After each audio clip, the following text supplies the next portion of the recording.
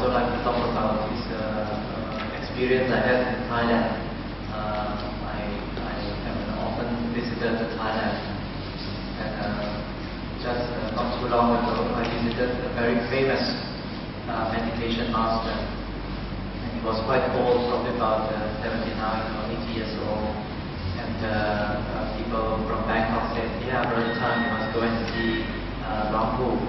Dhammavuddho is a Venerable grandfather, a very old monk, and he's so well known and so on and so forth. He's an arahant, probably.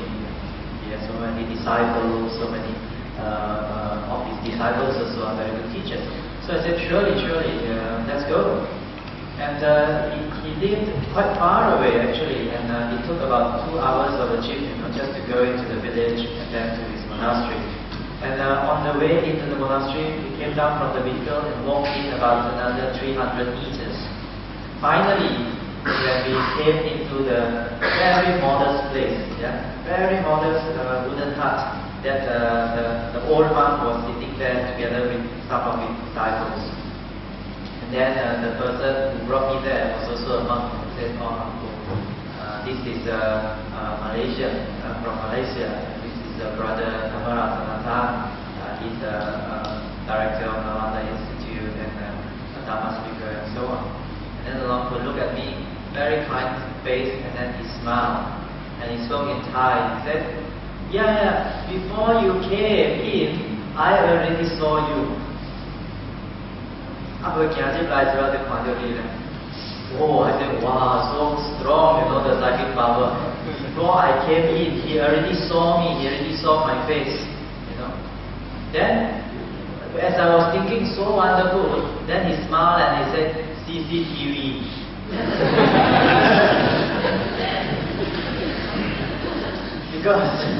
Because the monastery is quite big, and then from the gate it's like 300 meters, so they had just installed the CCTV, and I saw the small screen there, so that's why he said, as you were coming in, I already saw you, and he said CCTV. Such a wonderful, such a modest old monk, and despite all the things that people talk about him, that he had psychic power, that he's an arahant, that he is so attained, and he could possibly do anything according to what people say. When we were with him, we sat with him, we discussed with him probably about 1 hour. He was so modest. He was talking about his childhood and how he was a very naughty boy and how he became a samanera, and then his teacher was very stern, and then he learned, but he failed in his learning of Dhamma. He didn't pay attention when the Dhamma was being taught to him and so on. Very modest. What I'm trying to get at is a real master, orang yang betul-betul berisi. Makin berisi, makin betul. Ini resmi Pali. Makin berisi, makin betul. If you really are so good, as Bante said, you will also be super modest. And not modest so that other people can see, wow, he's so modest and humble. No lah, not for that. That's very egotistic. But really, a person who is highly attained would be just like Sariputta. The Venerable Sariputta was the Buddha's chief disciple, and he was number 1 in wisdom. The Buddha said, "You are among all my disciples the foremost in wisdom," meaning besides the Buddha's own level of wisdom, Sariputta is second to none. But then, how was Sariputta as a person? Of course, many monks and of course many novices were students, personal students of Sariputta. He had 500 of them, monks and novices. So every morning, when he was going out for alms round, Theravada monks, the original Buddha's times, every morning, 他们有去托钵, they went out for alms round. And Sariputta would make sure all especially the younger ones, the samaneras, sometimes their robes, one high, one low, not even. Sometimes they didn't wear their robes properly. And he thought, if you go out, not shy on me, but we must protect the image of Buddha Sasana. You are all Gautama's disciples. We are all followers of the Blessed One. must keep that image, the discipline and the mindfulness, everything must be well kept. So he went down the line and checking on everyone of the Samanera, saying that, oh, your robes okay or not, even or not, okay, good. He went down to the line until the youngest one, only 7-year-old boy, Samanera, and then pulled on the hem of his robe. Imagine 7-year-old Samanera, very young. And then Sariputta was checking, then walking by, and then he pulled on the hem of Sariputta's robes and said, Bhante, your robes are not even. Because Sariputta has been walking up and down the whole line. So the sarong, the lower robe, one side is higher than the other. So one side is showing the ankle, and the other side is just above the ankle. So not even already. So he go and said, Bhante, he was short while you can see. Bhante, your robes are not even. Then Sariputta said, oh, betul lah. Truly, Sariputta stepped up to him, folded the palms, and said, thank you, teacher. And then went to the back of the Samanera, adjusted his robes, and then come to him and said, now it's even. And then walked. That is the characteristic of a true Buddhist master. No ego. No ego. The way Sariputta spoke, many suttas, of course, record the teachings of the Buddha. But besides the Buddha, the most number of suttas given by any disciple was Sariputta. And you can see how Sariputta spoke in every of those discourse. Never a harsh word, never something unpleasant. No. We cannot see that in Sariputta, a true Buddhist master. This is the characteristic of a person who is highly attained. Now, if anyone were to come to us and say that, oh, Dhamma is very difficult one, but you cannot understand one lah. And I tell you also, you won't know one lah. And you won't believe him one. If a person uses that kind of phrases, what shows us, what it shows us is that, he lacks the skill. He lacks the skill in that, I tell you also, you won't know one lah. That means I don't have skill to enlighten you on the Dhamma, right? That means you are not highly attained. Furthermore, you won't believe one.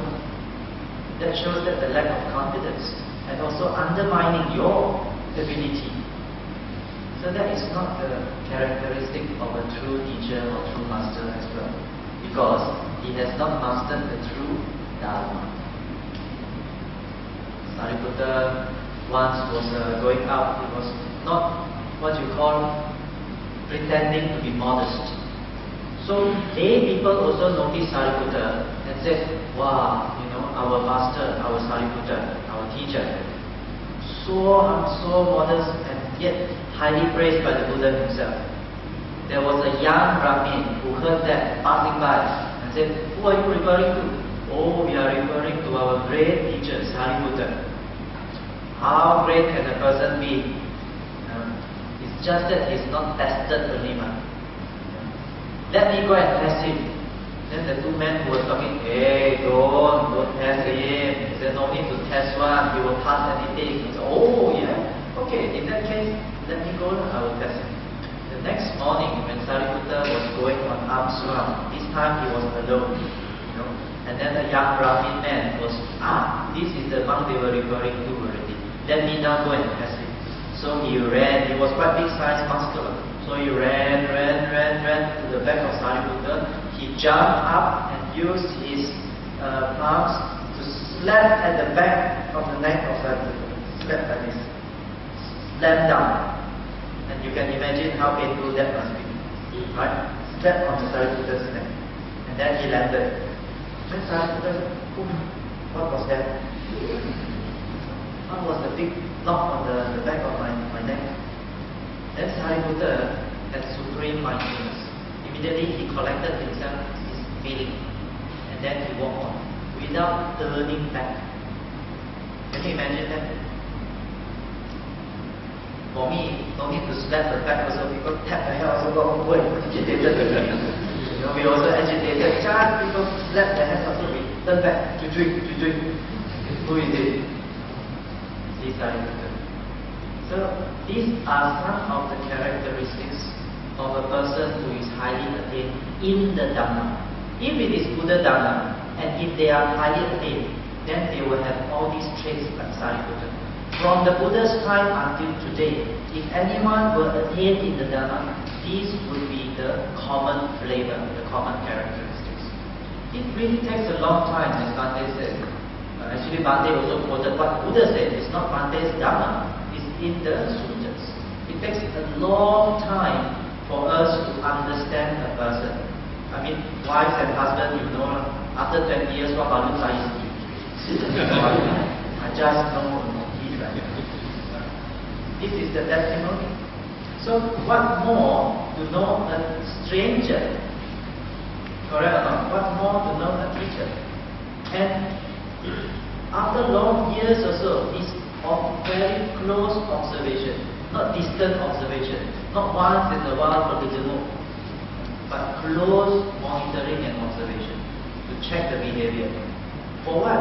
Check the behavior, see that whether there is a lot of anger, whether there is a lot of greed, whether there is a lot of unmindfulness.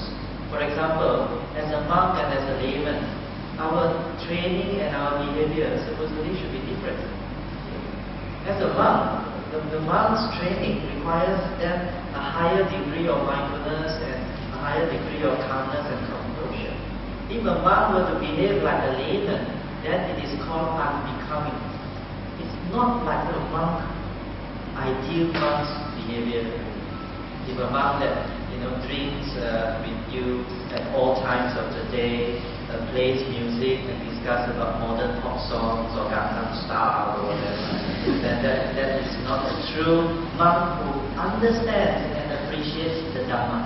Because the Dhamma is not something, it's very 肤浅, Dhamma is not 肤浅, it's not surface, it's not what you call superficial, it's not just skin deep. Dhamma is very deep. Buddha said, Dhammo Gambhiro. Gambhiro is so subtle and deep. You can plunge in and go deeper and go deeper and go deeper. Okay. But you can only do so with proper guidance in the right path. Malaysia is a very open country. Yeah. We have so many branches of Buddhism traditions. We have the Mahayana, which is the majority. We have the Vajrayana, and we have one of the oldest around, that is the Thero. And all these schools also have many sub-schools. For example, the Mahayana, some practice Amitabha, some practice Chan, some practice pray Kuan Yin school, follow the Kuan Yin one, and so on and so on. The Vajrayana even more colorful. There's so many sects, so many sub-sects. Right? So sometimes it's quite confusing which one is talking about the true Dhamma or what did the Buddha teach. We always joke that the late Chief Reverend Dr. K. Sri Dhammananda used to say this also. He said when it comes to Islam, the Muslims will always quote, oh, the Quran, Al-Quran says this. When you talk to the Christians, and then they will always say, oh, our Bible says this. But when you talk to Buddhists, they say, oh, people say this.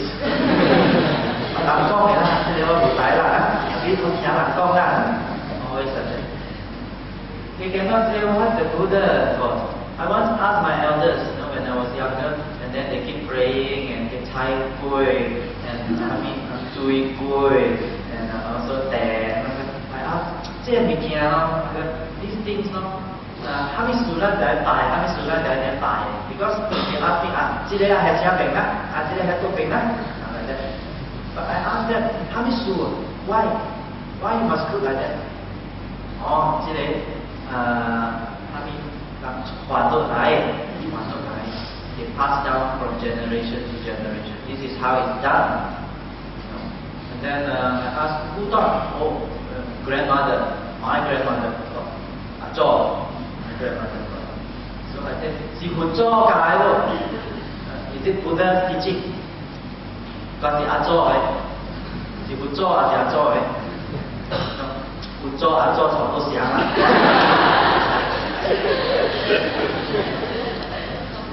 Like that. Unfortunately, with so many facilities and so many schools, we are not properly educated in the Dhamma. That's why we got confusion. We are very weak in the Dhamma. It's just like the body is also very weak. It can be affected by any pathogen. It can just get flu or just contract anything so easily because we are weak. Because our knowledge is so thin, anything that comes in also, we get confusion. And this is the misfortune in Malaysia regarding Buddhism. If you look at the history of Buddhism, you look at how it started. During Buddha's time, there was, of course, the Buddha was around. Anything also people can refer to the Buddha. But after the Buddha passed away, as the Venerable quoted, Ananda asked him, so when you're not around, who are we to refer to? And the Buddha said, Dhammam ca vinayam ca ayatu desito. This Dhamma and this Vinaya that I have so well preached to you, Mama Chayana Satha, after my death they shall be your reference and teacher. So that's why we refer always to the Dhamma and the Vinaya as a guide for true Dhamma. But after many centuries, you have many other interpretations of the Dhamma. One of the problems was when they used language. The Buddha spoke in Kosali or Madhali, and the closest is, of course, today's Pali. Today's Pali language is the oldest, as if the Buddha himself has spoken it. It's a very close relative of Madhali. When Buddhism became widespread, spread out of the central part of the Ganges Valley to other parts of India. They were not familiar with the local language. So they studied in their own language. One of the language which was very popular at the time was Sanskrit. Sanskrit was not just used by people for religious purpose, it was also used for normal purposes, conversational purposes, and also hymns, and also guitars, and also poetry, and compositions, essays, and so on. And on top of that, Sanskrit was used by the Vedic religions. Before Buddhism, there was Vedism, Vedantism, there was Brahmanism. Then only it became Hinduism in about 1,100 years ago. Modern Hinduism is derived from about 1,000 years ago. Before that, you call it Brahmanism. Before that, it was Vedanta, the Vedas. The Vedas also use Sanskrit. The Jainism, another religion that is contemporary with Buddhism, they also use Sanskrit. So when Buddhists also started to use Sanskrit, the term, for example, karma, used by these Brahmas, used by these what you call Jainas, and used by others also, it was incorporated into Buddhism. The interpretation of the Jainas also affected the interpretation of Buddhism. So our concepts were project already, as Bhante said. The 500 years after the Buddha passed away, the Mahayana school became very, very strong. Okay? And then overtaken the earlier schools of Buddhism. 1,000 years after the Buddha passed away, started the Vajrayana school. Today, one of the remnants of the Vajrayana school is the Tibetan Buddhism. And they have so many kinds of rituals, so many kinds of mantras. In Mahayana school, they had this Kuan Yin image. But by the time it became a Vajrayana, the Kuan Yin is not just one that looks very serene, that looks very kind, very compassionate. They have one Kuan Yin that holds the sword, that has a long thumb and then eyes like that. It's a demon-looking Kuan Yin. Okay. By the time it became the Tibetan Buddhism, it has this kind of change and manifestations already. So, 搞到 in Chinese we say 漫天神佛. You go to a temple sometimes, that walls, the main altar, and this side and that side, all full of images. And on the ceiling and the pillars also full of these drawings, like so many eyes looking at you, but cannot protect you. So many kinds of ceremonies, but cannot save us. So we are entrapped by all these concepts. As I said last night, if you attended the talk, Buddha taught Dhamma. Why did he teach Dhamma? Because he realized the Dhamma. He realized the Dhamma and gained enlightenment. And he decided to teach the Dhamma because it can enlighten beings. That's all the Buddha taught, Dhamma. People later invented Buddhism. 佛教什么？佛教的是法。那么人教的是什么？人教的是佛教。我们把它化为宗教。Of course, we take elements of the Dhamma and then we interpret it our way to suit our worldly, mundane concerns, and we make it Buddhism. When the Buddha was with his early disciples, it was in Benares in the year 588 BCE, before Christ was even born, 558. It was this month, it was about this week in October. It was a full moon. Then the Buddha, that was the end of the rainy season. And then the Buddha saw, at that time he only had 60 disciples. And all of them, although newly ordained new monks, they were all arahants. First 60 disciples, the Buddha was sitting here, and then all the 60 disciples surrounding him. At the full moon night in Benares, in 588 BCE, in the month of October. They were all sitting like that. Then the Buddha spoke. Bhikkhave, Mutuaham bhikkhave, saptapase, ye diva ye ja manusa. Tumhe bhi bhikkhave mutta saptapase, ye diva ye ja manusa. Monks, I am totally free from the bondages, whether divine or human. You too are free from the bondages, either divine or human. Meaning that you are no longer attached to or bonded to whether divine powers, supernatural powers, because your attainment is not supernatural, it's very natural. If nowadays people go everything for supernatural, after some time you become very unnatural.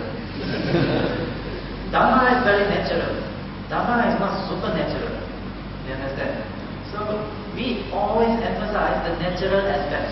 What is the natural state of mind? If it is defiled, look at it and then transform ourselves with education and cultivation. We can cleanse ourselves from all bondages. So that's what the Buddha said. You too, he was addressing the 60 monks, are free from all bondages, whether divine or human.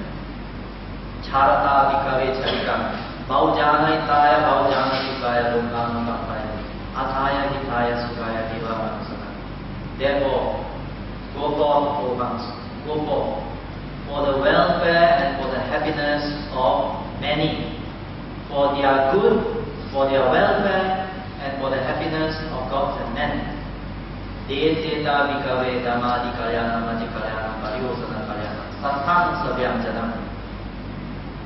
Spread to them, enlighten them, educate them in the Dhamma, which is beautiful in the beginning, beautiful in the middle, and beautiful in the end. Dhamma is beautiful. The Buddha used the word beautiful, kalyana.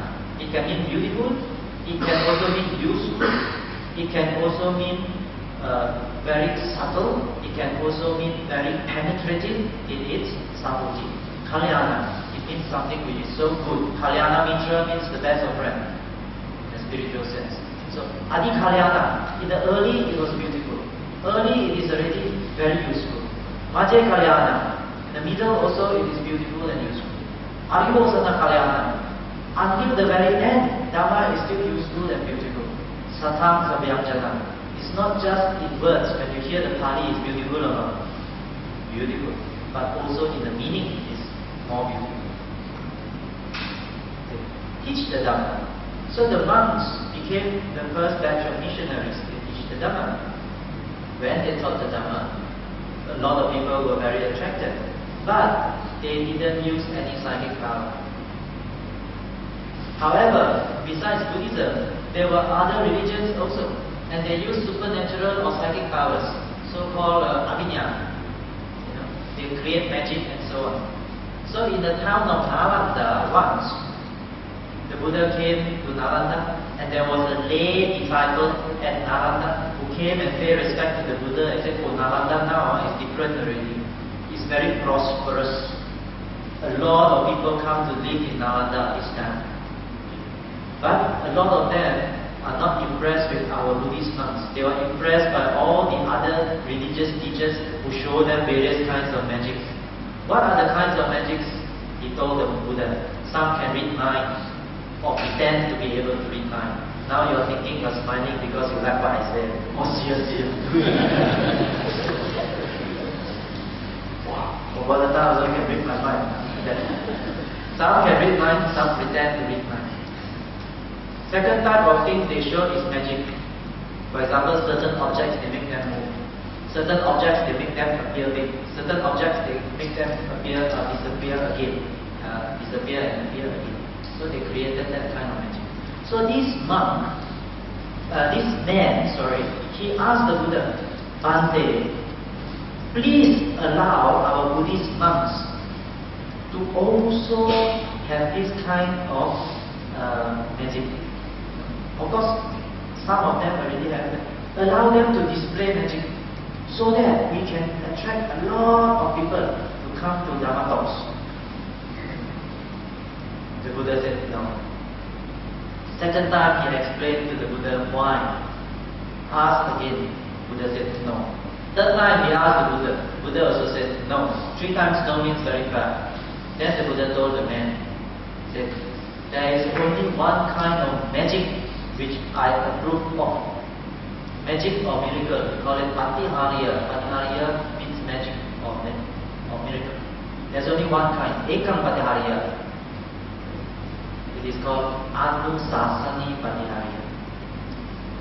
The only kind of magic I approve of that monks can display to the public is called Anusasani miracle." What is the meaning of Anusasani? Do you know? It means the miracle of education. Monks' role is not to show magic, because they are not magicians, they are monks. Both start with M, a different category. Monks are to teach. Why the Buddha call it magic of education or miracle of education? Because you see, it's how miraculous transformation is.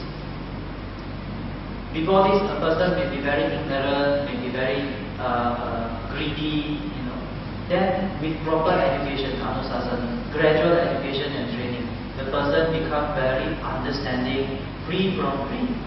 A person may be very hot-tempered, full of anger and hatred, but through proper education and training, the person is free from anger. Not only that, have a lot of loving kindness and compassion.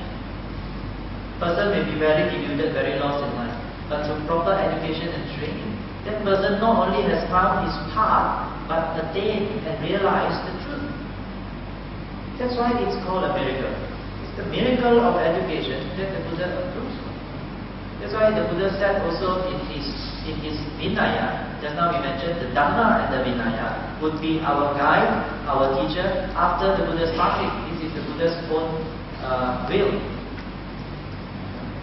The Buddha was very wise. If you understand how one successor can be born another successor, if until today we would have about 400 successors after the Buddha already.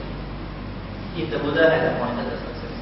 You just count the number of popes after the death of Christ. From Peter and Paul until today, Pope Benedict, how many popes are there? 200 popes. So we would have about 400 successors perhaps since the Buddha's passing.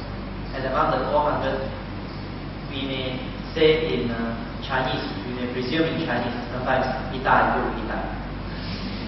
Because they have human weaknesses, they have frailties and so on. So the Dhamma and the Vinaya, as taught by the Buddha, is pristine, is pure. The Buddha said, Kevala Parisudam Paripudam Brahmacharya Tapasita.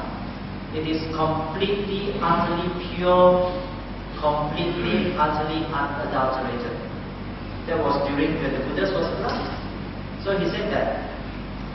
So when he appointed something that is pristine and serene as his successor, and not a human, not a person as his successor, then until today we can still refer to the pristine teachings because it has remained unchanged. If we learn Pali, the most beneficial thing that I felt in learning Pali is to hear the Buddha's own words today. Okay? Because it has not changed a single syllable. Okay? Later things were added to the Tipitaka, it was added to the scriptures. But the language, the Pali itself, you can see is different style of Pali. Immediately when you read it, you know this poem, Chinese poem, is not written by Chinese. You know, if you learn Mandarin and you are familiar with Tang Si Song Ci, Tang Si San Bai Song, if you are familiar with it, if there is another poem written by non-Chinese or a non-Tang period poem, you immediately know the flavor of it. You understand? Just like I eat char kway teow in London, I know it's not Malaysian. The name is char kway teow, spelling out correct, but the chui nyam inside, video pun is not Malaysian. So you can still get that from the Pali. That is the benefit, hearing the Buddha's own words even today. But what is inspiring about the Pali is that in the original scriptures of the Buddha, there is no one single word that has no meaning in the sutta. If a sutta has 200 words, there is not a single word that has no meaning. It shouldn't be there one, but they put it there anyway. No. Every word has its meaning and deserves its place in that sutta. You cannot add in one more word. It's complete. It's like the cup is really, really full. You don't need to add one more drop to make it fuller. It's the fullest. And you also cannot subtract one word from the sutta. And this is the marvel I felt when I read. Share with you, I'm not ashamed of this. But when I read, for example, just now Bhante quoted twice the Digha Nikaya number 16, and some other suttas in the Majjhima Nikaya. Until today, I probably read that 10, 20 times. But when I read that, I still share this. Impact is very great. 没有一句话，没有一个词是不应该在那里。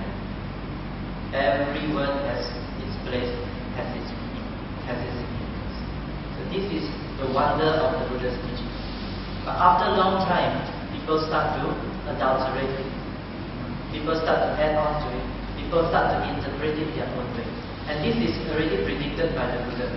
What religion or what philosophy will remain true to its founders, that will remain unchanged? Because anicca. But we have to be careful to distinguish what is true and what is not true. The Buddha, in this Buddhist scripture, it is this advice given to us. Tapash sedash nikashach varma iva bhatitai pariksha vishavodaya mabhajro natu karava. Real Dhamma leads people onwards. It's progressive, open-minded. You won't get stuck.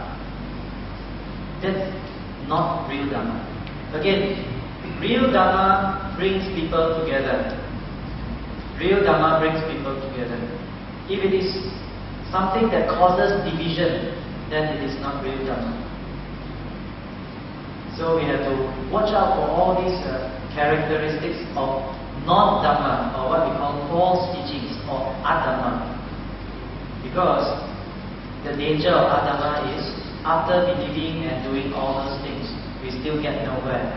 We are still no progress in the spiritual path. In fact, we will create a lot more suffering for ourselves and probably for our family and others. We have gone down the wrong path. So my message is also to investigate properly, to always ask questions.